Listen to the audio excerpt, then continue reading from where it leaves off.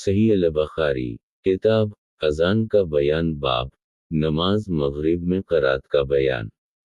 حدیث نمبر 763 ترجمہ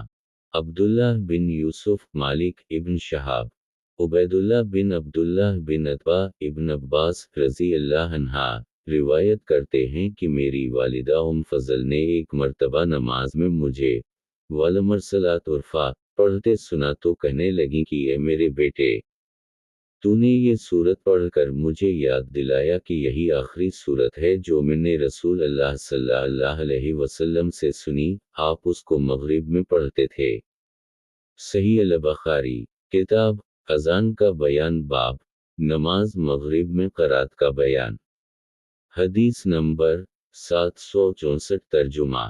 ابو عاصم ابن جریج ابن ابی ملیکہ عروہ بن زبیر مروان بن حکم روایت کرتے ہیں کہ مجھ سے زید بن ثابت نے کہا کہ یہ کیا بات ہے کہ تم مغرب میں چھوٹی چھوٹی سورتیں پڑھتے ہو، حالانکہ میں نے نبی صلی اللہ علیہ وسلم کو دو بڑی سورتوں سے بھی بڑی سورتیں پڑھتے ہوئے سنا ہے۔